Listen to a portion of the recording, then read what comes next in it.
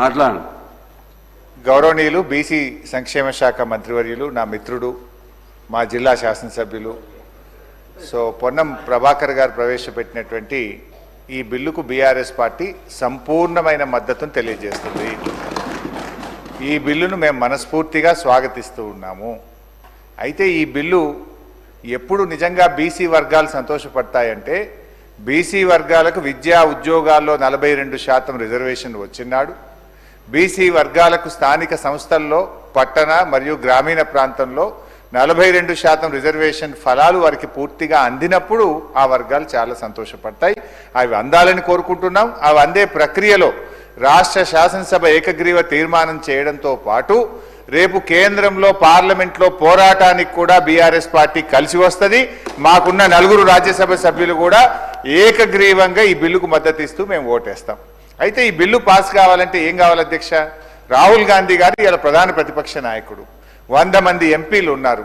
వారు మరి ఈ బిల్లు మీద ఒత్తిడి తేవడానికి పార్లమెంట్లో వారు కృషి చేయాల్సినటువంటి అవసరం ఉంది. దానికోసం వారిని గట్టిగా రాహుల్ గాంధీ గారు ఇలా పూనుకోవాల్సినటువంటి అవసరం ఉంది. అయితే మా మిత్రులు పొన్నం ప్రభాకర్ గారు మేమేదో మిస్గైడ్ చేస్తున్నామనేటువంటి మాట మాట్లాడినరు. అది కరెక్ట్ కాదు.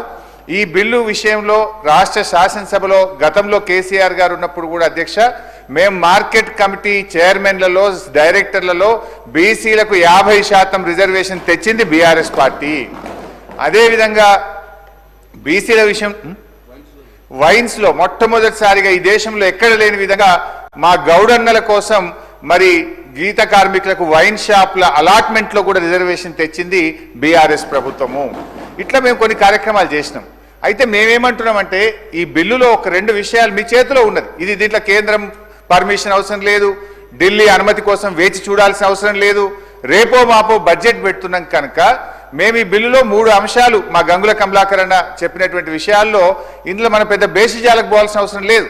బీసీల మీద మీకు నిజంగా చిత్తశుద్ధి ఉంటే, బీసీల మీద మీకు నిజమైనటువంటి ప్రేమ ఉంటే 3 అంశాలు ఈ బిల్లులో చేర్చమని బీఆర్ఎస్ పార్టీ తరఫున అమెండ్మెంట్ ఇచ్చాం. ఆ 3 అంశాలు కొత్తవేం కావు, కాంగ్రెస్ పార్టీ గతంలో ఇచ్చినటువంటి హామీ. అందులో మొట్టమొదటిది గౌరవనీయులు గంగుల గారు చెప్పినట్టు 42% ప్రభుత్వ కాంట్రాక్ట్లలో బీసీలకు రిజర్వేషన్ చేస్తూ ఈ బిల్లులో చేర్చండి. దీంట్లో ఇలా ఢిల్లీ పర్మిషన్ అవసరం లేదు, ఎవరు పర్మిషన్ అవసరం లేదు. రేపటి నుంచే ప్రతి కాంట్రాక్ట్ లో బీసీలకు రిజర్వేషన్ వచ్చే అవకాశం ఉంది. ఇది మీరు ఎన్నికల సమయంలో బీసీలకు ఇచ్చిన హామీ. దీన్ని దయచేసి దాంట్లో చేర్చాలని చెప్పి కోరుతున్నాం. నంబర్ 1. ఒకటే నిమిషం సార్. 2వ అంశానికి వచ్చేసి బీసీలకు సప్లాన్ అమలు చేస్తామని మీరు చెప్పారు.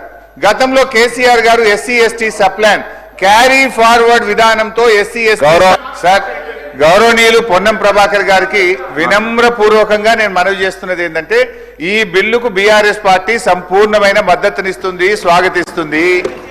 ఈ బిల్లు విషయంలో మీరు అఖిల పక్షాన్ని ఢిల్లీ తీసుకుపోతే మీతో పాటు రావడానికి ఏ పోరాటానికైనా బీఆర్ఎస్ పార్టీ సిద్ధంగా ఉంది. అయితే ఈ విషయం ఢిల్లీ చేతుల్లో ఉంది. అప్పటిదాకా వేచి చూడకుండా మేము అంటున్న దానికి మీరు బేసిజాలకు పోవాల్సిన అవసరం లేదు.